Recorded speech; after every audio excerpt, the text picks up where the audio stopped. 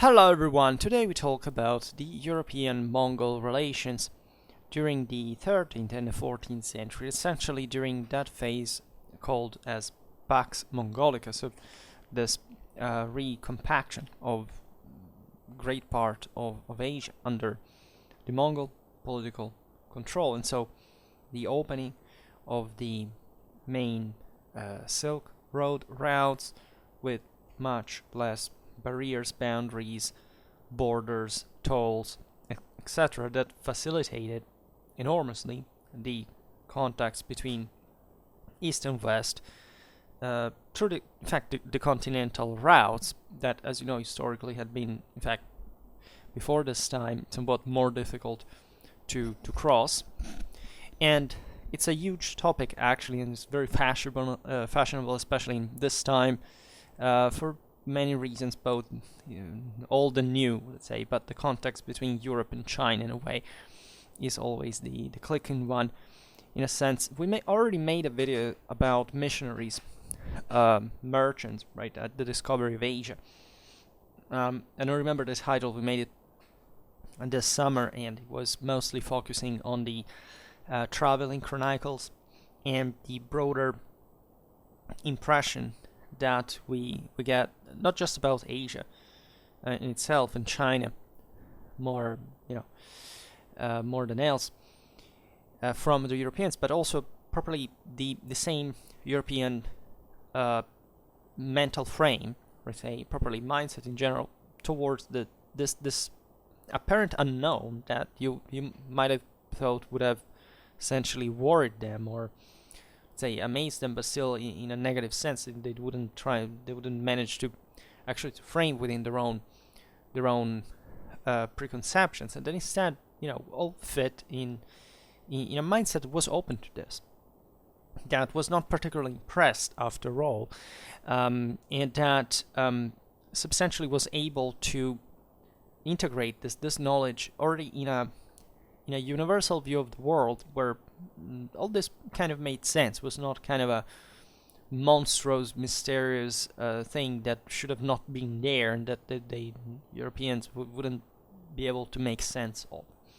And this is particularly important, especially considering the first impact with the Mongols that we've seen in recent videos, the same Mongol invasion of Europe, and the dreadful consequences, especially for the eastern part, but also properly the fact that the Mongols had arrived at the frontier of the Holy Roman Empire. They were intentioned, at least apparently, to push forward, or at least to represent a concrete threat to Western Europe, and therefore presenting it something definitely scary.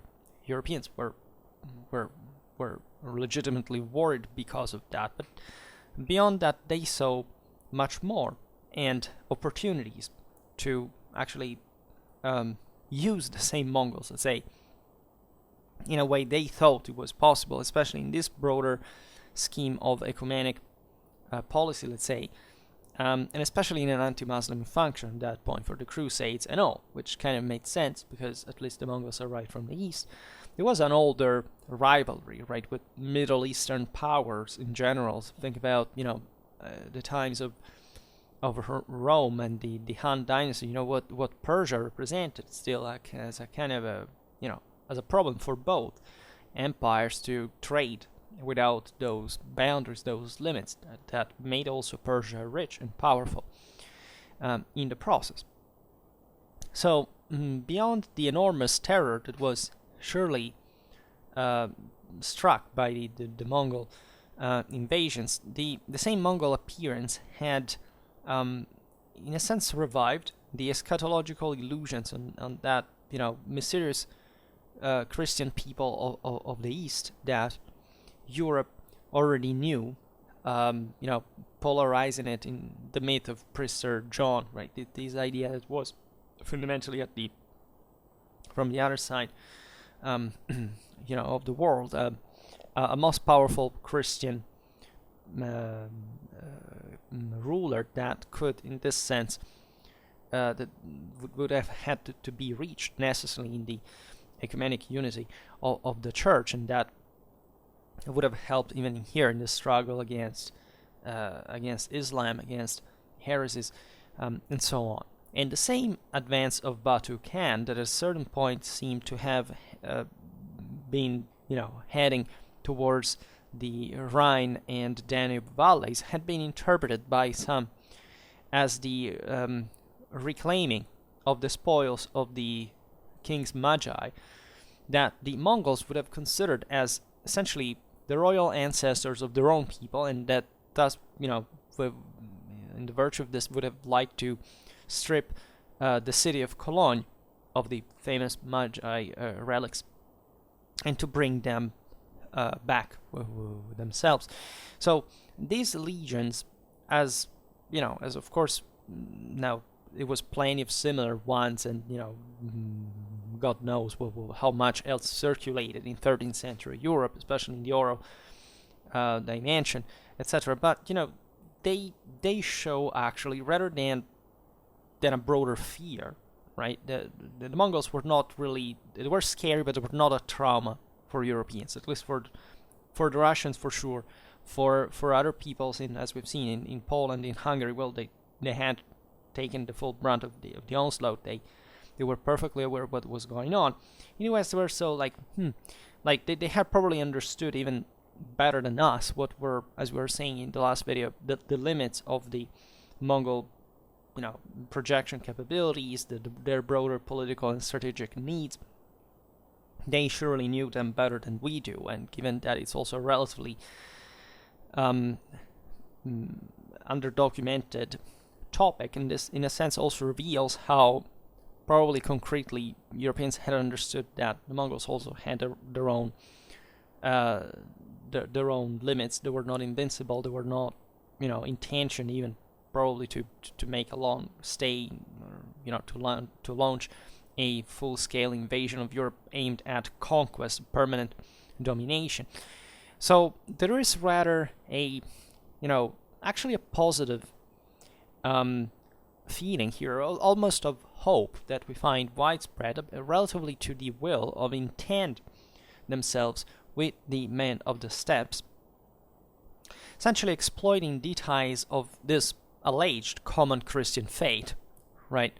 Independently from whether this was true or not, and because this is in a way also naturally a very European perspective that has to make us understand it. Of course, this was unavoidably and incontrovertibly and unchangeably Christian world, right? So there was no other way to interpret this broader ecumenic view also on the basis of course of the scriptures, and also, however, other legions that were somewhat self-referentially showing, in fact, like the one of Priester John, the presence of a Christian power somewhere else, because it would have been normal after all, in that, given that, as we've seen also in other recent videos, Europeans, yes, when in the East, they kind of knew to think that there was not a generalized knowledge, especially before the Mongol invasions and these new contexts were established of what reality really was out there. But it's obvious that, and this was an advantage in a sense, because again, there was a frame within which to locate this and explain and present this apparent anomalies, right? That as such were not, making Western mindset falling apart, right? It was not, that there's not even a hint of that in this regard, especially in a narrowly more Western perspective. And the new Pope Innocent IV, albeit hinting more than once at the crusade against the Tartars that were launched, in fact, against the people multiple times, it would be done up to the mid-14th century without ever actually taking place. The Pope was actually oriented towards the Mongols, rather towards some kind of pacific penetration and diplomatic relations. The news that among the Mongols, for example, the members of the Nestorian Church had great credit, right? Albeit it it was exaggerated by the same Nestorians in the East, and in part by the same excessive optimism of the Westerners, but it had a a core of reality. Let's say it's known how Genghis Khan was interested in Taoism. From his side, Hulagu Khan, that had conquered Persia, actually displayed philo-Christian attitudes to earn the favor of the Nestorian minorities that existed in the country, so that would counter the Islamic establishment, the Persian aristocracy, and also the one of the the sympathy of the Armenian kingdom, right? But also, in fact, even the one of the Ottoman states, of the Frankish state, is what was remain of it, but through them, still showing the West, in fact, that connection was possible, actually, and that the Persia was also, the sense, in rivalry with other Islamic powers that had not subdued by the Mongols yet.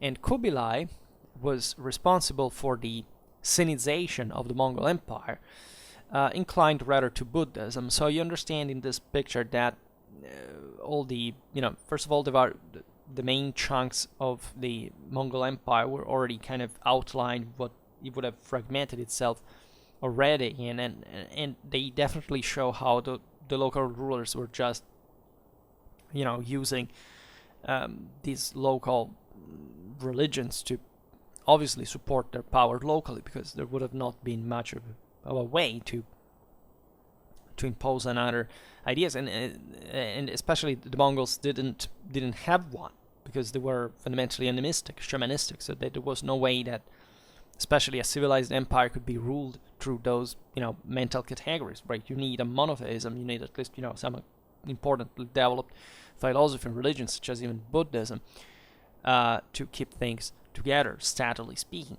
So definitely this speaks of, also, it's not just pragmatism, it was also about superstition, and thus the desire to captivate to oneself all the gods, including the unknown ones, right? And this was typical of paganism. Paganism never saw minimally as a problem in the integration of monotheism, for example, in Europe, because it was just yet another deity of which they could exploit the power. And then, of course, there is also political opportunism from the other side. In any case, let's say, there is a broader criticism that you can argue here, because, of course, you understand that the Church, the West in general, was thinking, okay, now we can convert the Mongols, and they can be good Christians, right? So this religious attitude towards them has been criticized as kind of a cultural failure, as Christians wouldn't understand, well, that that winning with a minimal fort to the Christian cause, this formidable horsemen of the steppes, was kind of an illusion, right? They never fully became that, as long as, in fact, we're talking about these sedentary powers, that there was, of course, a degree of, that was true, that they converted themselves, and the few Mongols that actually ruled, or much larger masses of people that still kind of were their administration, their aristocracy, the ones that made things work, the subjects. But in the steppes, of course, the Mongols didn't change basically at all. So the question is, of course, as we were saying also in the previous videos, is that yes, there were some opportunities of that kind of contact with Christianity, even of coordination. Mongols were even interested, but still they were doing it for different reasons. Say, not because they would think to become the secular arm of Christian theocracy at an ecumenic level. But on the other hand, again, it's remarkable, in my opinion, that the project was undertaken, that there was this vision already, as such a long reach, that Christianity could already and easily in fact, even simplistically imagined as the immediate reaction eventually to something that had happened. It would have been so scary from one side, and that instead so in these people's, at the end of the day, somebody that could be even converted and used for this broader political project. And there was a huge work behind this, because aside from the ideal, of course, the practice, more obvious, more concrete directions and dimensions, and so this would also trigger in turn further interaction, and so there was evidently a dialogue at that point. And it's interesting to see it in this way between two areas of the world, especially like Europe and China, through mostly this medium posed by the same Mongol Empire mostly, and also, however, this dramatic expansional capacity of the West to properly, let's say, be the one that eventually even recorded and described in an accessible way that meeting, while China wouldn't do the other way around, right? And not because the West was actually not interesting for them. It's just that their society was something different that would be already at that point kind of more close to the external. And the same Yuan dynasty, in a sense, represents this the idea that the Chinese were still thought to be ruled by a Chinese ruler, not by a Mongol one, right? That in fact was even taking care of not appearing too Mongol in that phase. So again, this in my opinion represents an extra gear of the West, that in its eternal negotiations and struggles and controversies, etc., and political fragmentation, but was capable of still seeing things in a dramatically much more open way than basically any other actor in here. The Mongols themselves, from their side, do not have to be underestimated, but again, they, at the end of the day, those always remain the peoples of the steppes, and you can't really ask too much. Whereas the places the civilizations that they ruled were still somewhat, even they're intrinsically different, intrinsically themselves, and so also not Westerner in the way we intend. So it's interesting to observe these contexts, because in order to have stronger relations with the Mongols, the Christians thought to penetrate in Mongol Asia through two routes, essentially: south through the Khanate of Persia, and in north by the road of Russia and of the steppes of Central Asia. And the task for those expeditions were both diplomatic and missionary at the same time, because of course they were aimed at converting, as we've seen, but that were also, and this must never be underestimated, were always political and strategic in nature, because they were aimed at realizing the effective Mongol power at that point. And the we're interested to the Dominicans and the Franciscans that made an extraordinary work of civilization. This tells you really what the Roman Church had managed to do at that point. I mean, these people were already showing that degree of, superior education that was spreading all over universities through their teaching, and were capable of literally describing every single thing, including military stuff, right? Some of the best sources that we have, we'll talk about that, how the Franciscans described the Mongol army in an excellent, accurate, functional, realistic way, right? These were men of faith that knew how a Mongol army actually worked, because we know how it actually worked. And so also thanks to these sources, but through also all the rest that we know that that's correct.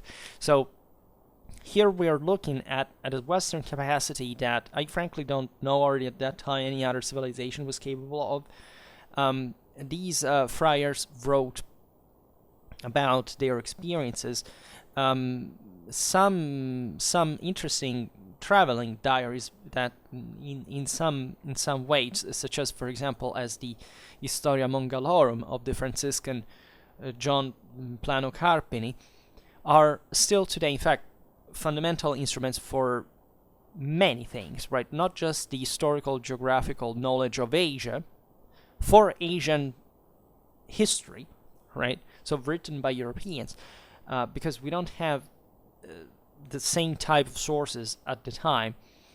We have others, of course, and we know more that through the Asian sources than the European ones, but still, it's somewhat, considering the disparity, numerically speaking, there is a disproportion of how much we know about from Western sources about Asia, not the other way around, by the way.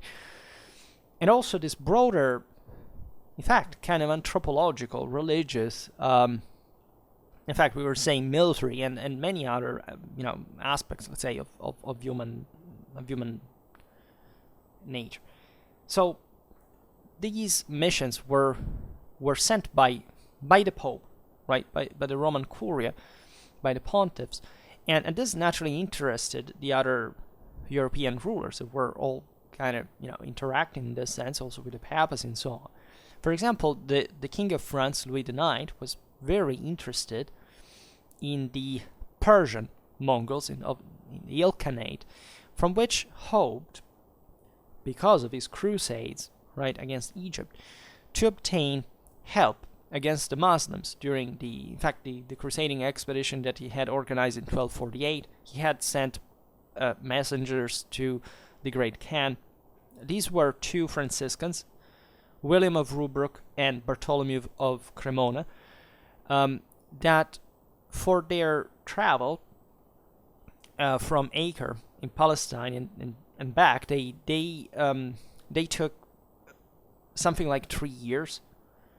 This happened in 1253-56, and at that point, the Great Khan on the throne was Möngke Khan, right? And he entrusted to the two Franciscans letters for the King of France, and actually he interrogated them at length on their countries of origin, which is frankly, beautiful if you think about it, and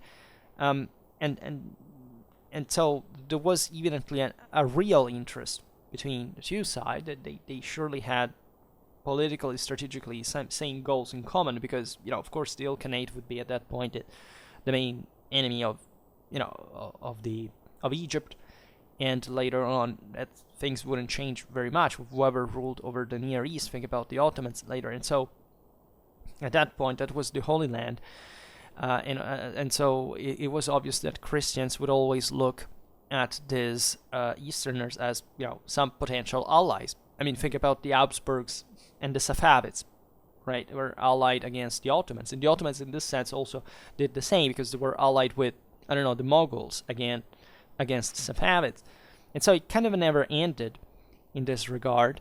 Or yes, okay, geographically it ended at some point because the Earth is finite, but let's say that in terms of chronological continuity, these properly what the Mongols had brought with opening to this transcontinental dimension was at the base, you could argue, a most also international policy even up to this day. I mean, obviously with a great effort of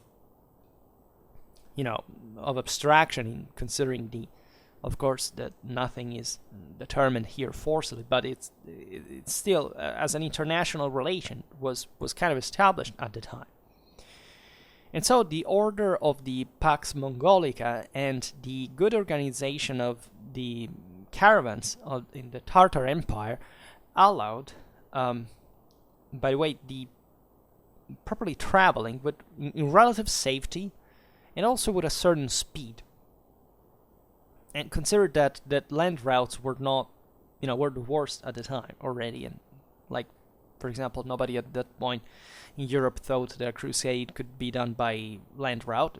It was normal to do it by ship. And here, in this sense, it couldn't quite be done because there were the Egyptians in between, the Mediterranean and the Red Sea. So, Europeans had not yet circumnavigated Africa, and they would just even actually start to take a bit more of an Atlantic dimension in a few generations at that point. So kind of the land routes were not that bad, and the fact that still the Silk Road had always been open and functional still speaks for the fact that, after all, whoever made the effort to shift goods from those distances and via land was actually still doing it for an evident profit.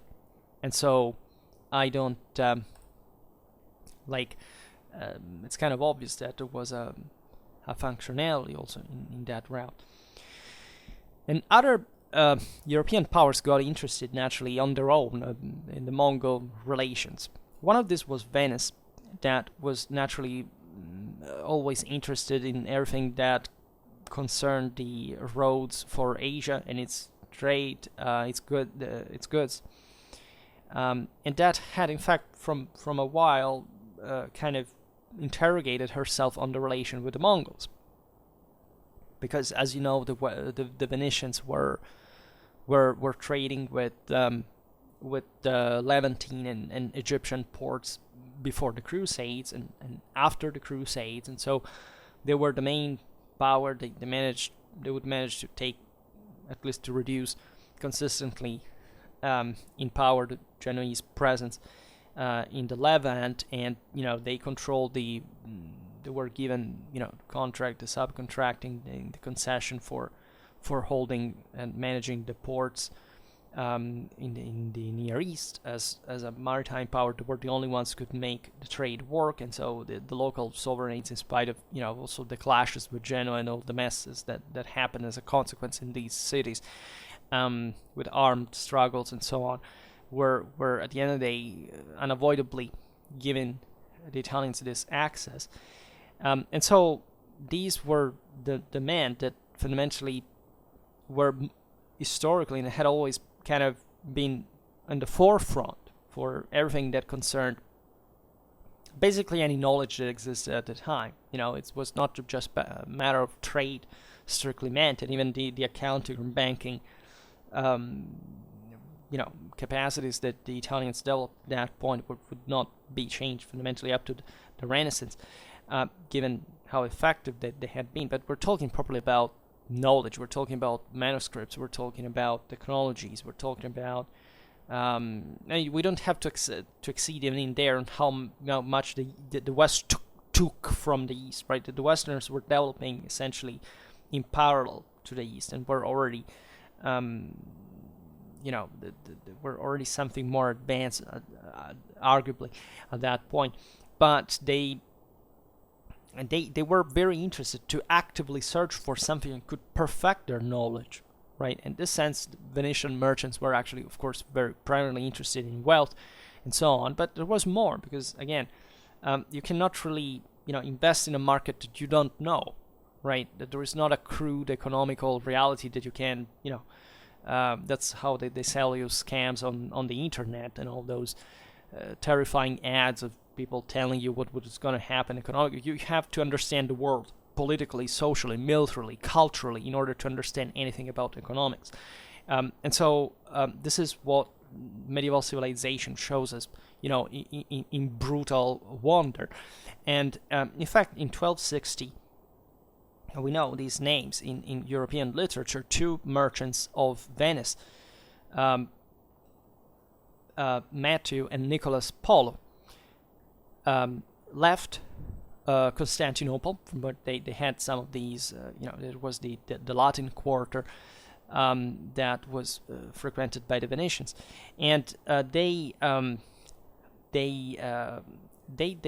left for the Mongol Khanate of Russia, of the Golden Horde, and there they proceeded up to Bukhara in Uzbekistan, right, and eventually from there to the summer residence of the great Khan Kubilai. It was north of the Chinese Great Wall. So they arrived here,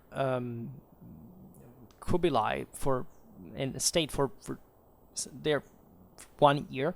They knew the splendid Beijing eventually, and after a long coming back, journey, they in fact came back to Venice in 1269. They reached Venice back in 1269, And it seems like, there is many criticism regarding the polo trials and how the veridicity also of this thing. It's not even important in a sense, because first of all, we know that, these people went back and forth all the time, and we have direct evidence of this. So some people said, eventually also with Marco Polo, they said, these all kind of, maybe it's just stories. Doesn't matter. What matters, it matters for whoever is expert on the issue, on the topic, philologically, historically. It probably happened, or it probably didn't happen. It's not even that the point. The point is, it's what is said there that is surely, based on information that is real, because we know that in China certain things existed and functioned that way, and it was then the extent to which these merchants participated eventually to the Chinese government, all these things, that's yet another thing. But it's still plausible, right? And this is what we historically have to assess. And it seems that this is the thing, at least, that Matthew and Nicholas had come back, they had promised to the great Khan that would have come back, right, bringing news and gifts from Europe. And in fact, in 1271, they put together newly on the march towards the Far East. And at this point, they were also encouraged by the new Pope Gregory X, that in turn actually placed in the Mongols great missionary hopes.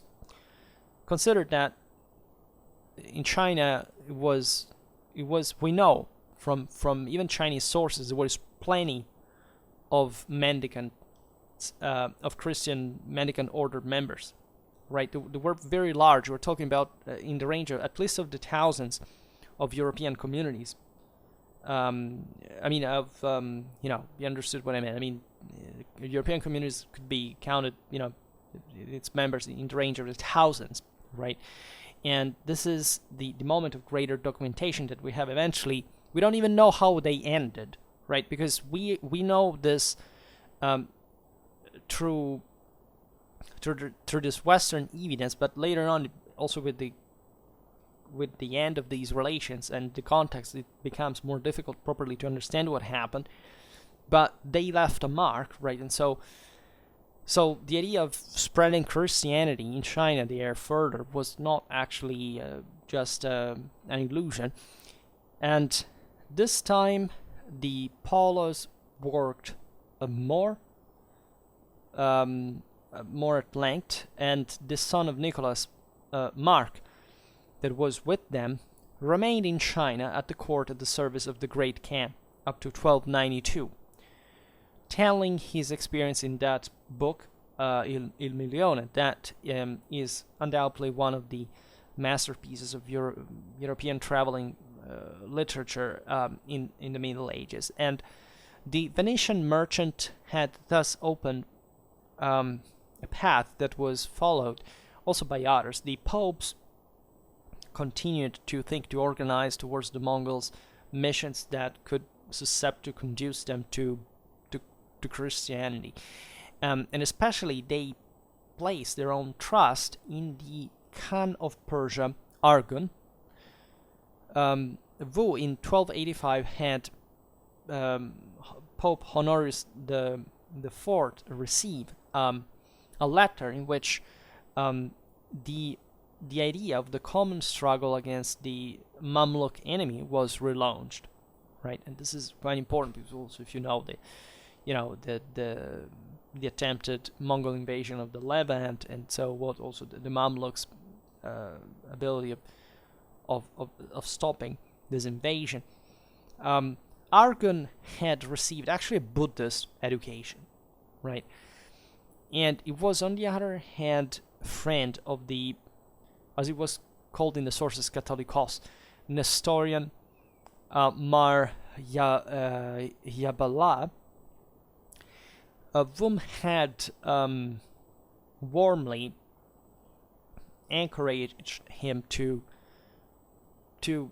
increase actually the friendly contacts with the Westerners. But the offers of the Khan kind of failed because of a very unfavorable conjuncture for the Pope that at that time was involved in the crisis of the Sicilian Vespers, that was at that point shifting dramatic balances in the Mediterranean between the, Naples, the Aragon, the Byzantines, and more. And so this yet another, also with France, it was a mess. So who knows? Had that happened on another occasion, considering especially that the Sicilian Vespers actually were triggered to prevent Charles of Anjou to de facto take over Constantinople, which would have succeeded in, as the Byzantines didn't have anything to oppose them at that point, and the army was already ready. Who knows? The idea of going from Constantinople eventually to Jerusalem was the ultimate goal, and so a joint French-Mongol operation would have probably happened. And also in 1291, the same year of the fall of Acre, at the hand of the Mamluks, Argon was dying, and so the Catholic Church lost its best occasion to intervene to save the last Outremer stronghold. And in fact, at the end of the 13th century, both the Mongols of the Golden Horde and the one of the Persian Khanate converted to Islam.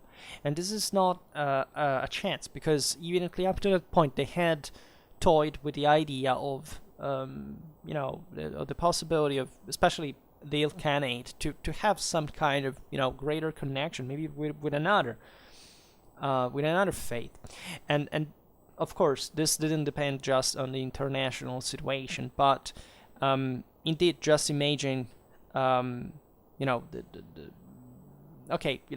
main reason was, of course, as we were saying before, that in a country like Persia that was Islamic in spite of these Nestorian presence and other also ethnic fragmented situation, the Mongols could kind of split the Persian ethnic aristocracy, the noblemen, the feudatories, to kind of favor these other communities in order, as always, tyrant and people versus aristocracy. Let's say tyrant, monarch and people against aristocracy, so to kind of centralize more at the expense of the latter. And demographically, there was nothing they could do in perspective on the long run, as the Islam was prevalent, the Mongols were a few, the Persians were many, so they couldn't really do much in that sense. But if you think that maybe a Christian Mongol alliance could have brought to the destruction of Mamluk Khanate, and of course at that point they would have probably just turned maybe against each other, because that's how it would have probably occurred, but still Islam would have been importantly damaged. In that context, who knows if some other, at least religious mix would have prevailed in at least politically, right, as a situation maybe of permanent struggle between these minorities and Islam, and much would have properly changed. As for the Golden Horde, that was kind of a different situation, but let's not underestimate, in fact, what it could mean at some point, still during the 13th century, the idea of knocking out Egypt by the hand of the Crusaders and simply there retake Jerusalem. That was, it would have been over. There wouldn't be probably no other power except, in fact, Persia, maybe to contend with that, and still whoever would have achieved that, namely the French at that point in the Mediterranean, would have had a dramatic power that could have projected its power even further. So these are all games that could happen realistically, and that just we are habituated to think the Near East had the Holy Land had to fall because the Franks were just too dumb to administer it in a different way from feudal. It's all like a deterministic delusion. Things could really go in many other ways, and so it's important to see even this behind the scene would be potential, right? And just what happened, that however is also what we have to reckon unavoidably. At that point, so these Western Mongol powers became Islamic. There was, however, the Great Khan, right? So that was also, incidentally, one who ruled on Mongolia and on China at the same point. So definitely in a very different context than even just think about the distances involved between, the extremes, the geographical extremes of Eurasia. So at that point, the Great Khan was as a Chinese emperor, factually, sympathizing. I was at least trying a sort of reconciliation between Buddhism and Taoism. That was the main goal. In 1294, John of Montecorvino, another Franciscan friar, was in Beijing. Here he founded the first Latin bishopric in the Chinese Mongol Empire. Right, this is the main community we were talking about before that would flourish. In fact, still by at the beginning of the 14th century, other Franciscans followed him. And the ecclesiastical and missionary activity of these religious men was wide, generous, and its civilizational capacity is proven dramatically by a monument that is not properly ecclesiastical or ecclesiological, but linguistical, right? And it's known as, famously enough, the Codex Commandicus. So it literally means, like the Cuman Code, and so here they were making a bit of, confusion, but it's not really. The idea is that this was a great vocabulary that translated the Latin terms both in Persian, that was a bit the lingua franca spoken all over Asia, because the Persians had been also traditionally, most of the merchants that had traveled had made this cultural work of mediation, and also the literary language of the Mongols that, as we've seen, had been at least introduced by Genghis Khan for the sake of the new administration needs of the empire. And the Codex Commandicus is an incredible work that was useful basically for everybody, because everybody who knew Latin, and so basically every person would have at least the capacity to intervene in a kind of a political or mercantile sense in this picture, could have used this book, right? It could serve to conversion, to trade, and all this stuff. And it was an extraordinary work. And as far as I know, there is nothing in the other sense, again, from Asia to Latin. So many accounts during the 14th century illustrated the Asian peoples and customs to the West, right? So in part confirming or kind of resizing the older legends that Westerners had since classical antiquity about Asia, and so all the mistakes, the misconceptions, the misunderstandings properly. And so there are other great works such as the Relatio Orientalium Partium, so the relation on the eastern parts, let's say, by Odorico of Pordenone. But there was more to it, even sometimes unadventurous or fantastic genre, let's say, that was aimed at collectioning these imaginary marbles, such as the work of John of Mandeville, actually also shows, right? And so there was a variety of properly of interests and of ideas that shows how Europeans were reflecting on Asia and were interested already at the time. In any case, say all this kind of fell once again, together with the great medieval civilization by the mid-14th century. So whether cause or effect, or also the same expansions and all the problems, think about even the pandemic the plague, right? There is the fall also more or less in the same years, or at least connected to it, of the same Chinese Mongol emperors, right, in 1368 when the Mings took over. So this brought China,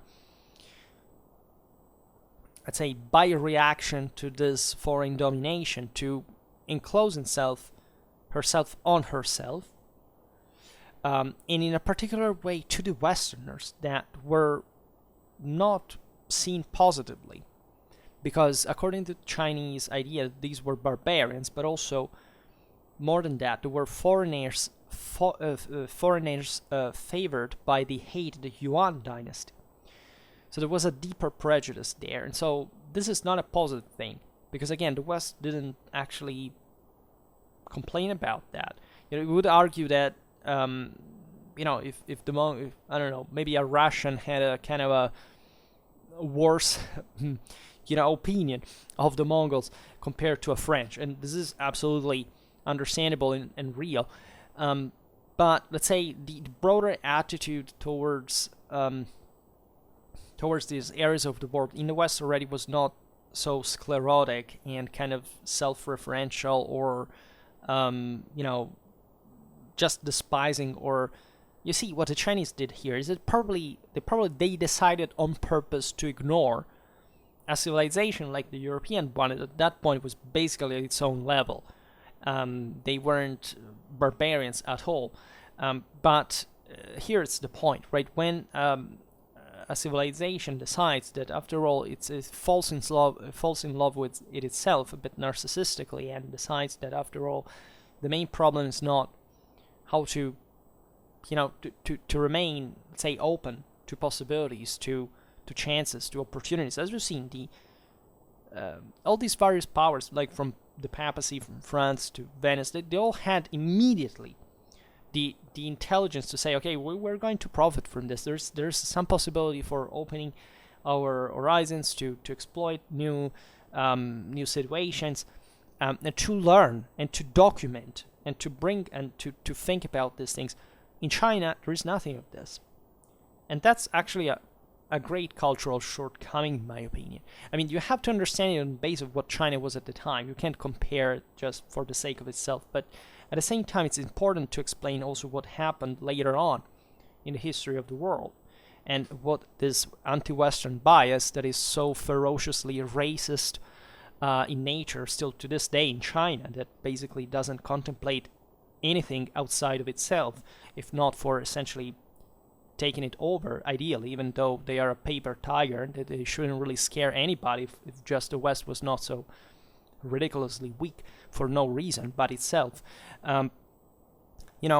is important to consider, because they have a deep root that you cannot cancel from a day to another, right? The myth that cultures are always, able to meet, they should blend without any, it's bullshit. Multiculturalism has not just clamorously failed on basically every single account that had proposed itself to achieve, but it's properly not how cultures grow up, right? Cultures grow up, obviously, when they hybridize, right? There is nothing but war, for example, as a greater hybridizer of cultures as much as its potential destroyer. But it has to happen when there is an intelligence, when there is an openness, an understanding.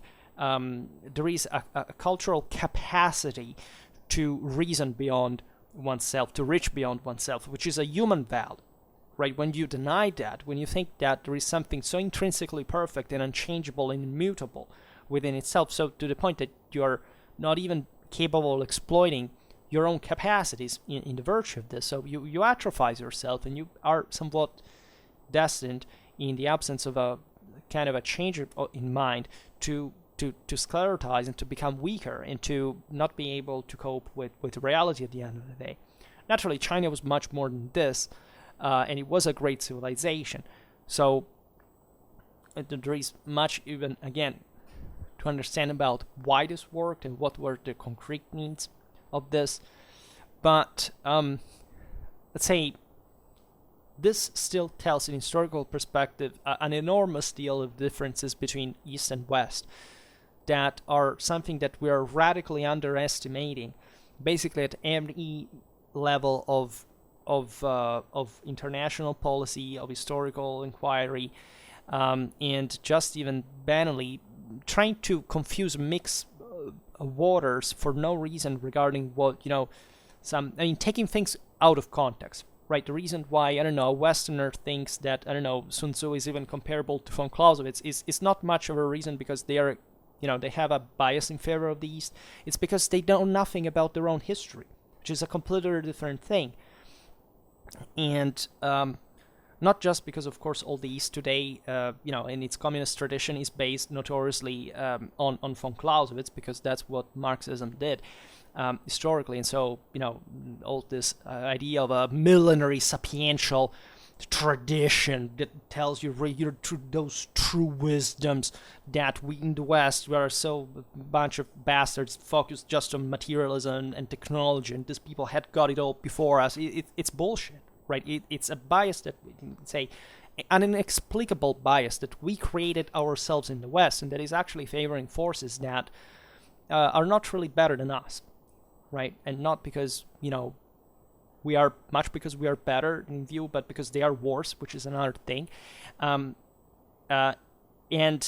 it's actually a very serious problem, because among what, just Eastern and Western philosophy would tell you in those contexts, knowing yourself is kind of starting where it all starts, right? So if you want to start, first of all, from a humanistic, universalistic background, focus on what we really have in common in that sense and listen to it. And then learn the differences, because if you don't learn about the differences, you have no moral capacity. You don't have any term of comparison. You're incapable, basically, of measuring anything. And you will never understand why the world is the way it is. And it doesn't work by wishful thinking. We have to learn how ferociously draw sharp lines, right? Of course, with all the necessary scientific degree of approximation, but still having the courage, the strength, the offensive capacity to draw those lines. Because until we don't do that, there's no way to give any civilization a dimension. In other words, there's no way to make any progress of any kind in these things, and we will lag behind at some point. And again, don't think that from the other side they are more advanced. They're not, right? It starts with you, not with what you want, not what you want because others do stuff, right? If you do this, you have already lost the initiative, and therefore you're weak, right? So even when, even if you have the potential, to do something, you will be defeated by somebody else who is even factually kind of endowed with less potential, less civilized, and yet you will be taken over by it. And this is what actually happened in so many other contexts, including the one of the Mongol conquest of China that we were talking about the other day. And that's also not a kind of a complementary thing, right? Yes, you can find situations where, of course, a power is simply larger, will take over the smaller one, even if it's superior. But this is evidently not the case. It's the other way around, and it's dramatically frequent historically. And you also have to explain why, right? And that's an evident lack of moral strength.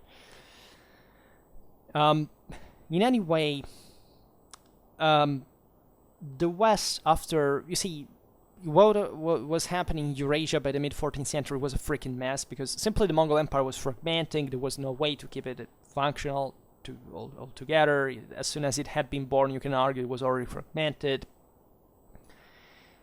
What can a nomadic steppe empire do? I mean, let's be honest about that. That's yet another thing that we often don't have the courage to do. And yet, there's this brutal demographic, economical contraction that we don't.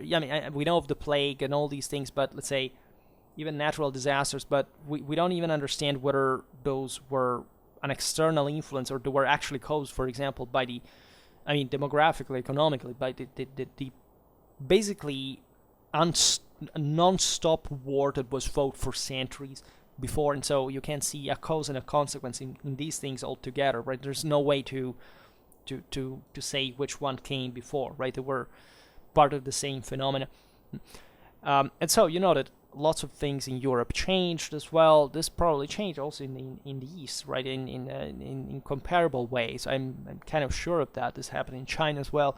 The way, the kind of sort of re-aristocratization in a way of power, some kind of in fact, probably a contraction of the interests towards on a long range sense, because these world trade routes, transcontinental ones, had fallen, with political fragmentation, all those lords with, that controlled the caravans, the exacted tolls slowed down attritionally the world trade. There was simply less surplus available, so that contracted the same thing. People came back mostly on the land. There were these great financial, bankruptcies and all these things. So really, a lot changed, too much changed, and it's obvious that also the West, these civilizations would kind of lose contact in a way with each other. But it was never over, as it had never been over, meaning that even in the terrible dark ages, these terrible things that surely happened because they were surely real. Everything was dark, right? If you could film those things, it was all, like at night, and everything was dark and it was dirty and bad, and so.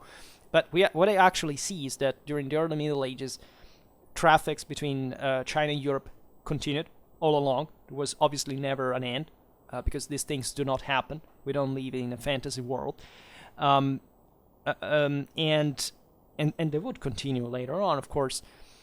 We're just talking about in relative terms, and surely certain shifts were important. But the two would never forget each other. At least, China, as we've seen, kind of said, "Who cares about Europe? We don't care. We don't care about anybody but ourselves." The Europeans instead remembered, and they remembered pretty damn well, that this was the case, and they were dramatically interested in the Mongols. And this is the interesting thing, that say, while the West found itself precluded this Far East world by land, it continued to search for it, attempting to circumnavigate Africa, the same Asia, in order to reach again the Indies. And so, by the end of the 15th century, when Christopher Columbus was landing in Central America, he was still hoping, right, to put himself in contact with the Great Khan, right, that didn't rule in China from centuries at that point, but it still was thought to be there, and the idea was that for a European, that was the goal, right? Why would you think that was the main mover, that the main reason, the main idea, the worldview that somebody like Columbus had in mind was, of course, reaching the East once again, because of the riches, because of the trade that could have facilitated, yes, all that kind of materialistic thing, but primarily was a Christian thing. It was about reconnecting with the Mongols so that they could take Islam, the Ottomans, from the rear. And because, the Mongols, we know, they had been sympathetic towards the Christians. We could Christianize them. We can't, make this great alliance to make a big Christian world. And this was fundamentally the main international objective. The same courts who supported him thought this, and it was the general mindset in which Europeans had remained, up to that point. So this is very interesting, indeed, as a perspective, and it's yet not particularly, appreciated, in my opinion, because we see mostly these things as, just crudely, materialistically, profit-oriented individuals who were just about exterminating other peoples for the taste of it and stealing their things. There was much more, right? Civilization is, first of all, is also made like that, right? Especially at the time, there was not another people in the entire globe that wouldn't do the same identical thing, and if they were not capable to do it by scale just because they were underdeveloped, and in their tiny little world, they weren't absolutely anything better in their raping, enslaving, and killing on a regular basis. And by the way, the smaller you are, the more you do it fundamentally to your own people. And secondly, Europe was arguably at that point the only culture and civilization capable of thinking something like this, which doesn't mean capable in this, individual imaginary sense. We're talking about as a collective, understanding and vision and drive that would, bring to shape the world the way it did. Well, this was actually, and probably one of the most important things that, if not, in fact, that would move the whole system. Because in a way there was also not else in perspective, but it's also important, in fact, contextually to understand what it means to live in a world that has that perspective, why it has it, what it means to live within that range of possibilities is much wider than we think. Right? It's not something to be mocked from a modern perspective, says that's ridiculous because it's not true. It doesn't matter that it's not true. And what is true anyway, what is important is what motivates you, right? And what kind of moral depth it has for you to making leverage on your own conscience to act and to be able to risk your own life just for, traveling literally into the unknown, even being mistaken against, the top scientific opinion of the time. Like the University of Salamanca told Columbus that the way for Asia was much longer than that, and they were right, because the Europeans already knew that. Columbus didn't even care about that, and yet he did what he did. And so when you have to have mistaken himself, but he still did it. And so that's the incredible thing that can bring to you in ways that we're not used to imagine or to think in the first place as a positive driver. In any case, for today we stop it here. I hope that you enjoyed this video. If you did, please share it. Otherwise, leave a like or subscribe to my channel if you're interested in my upcoming content. And for now, I thank you heartily for listening to me. I wish you a nice time and see you next time. Bye.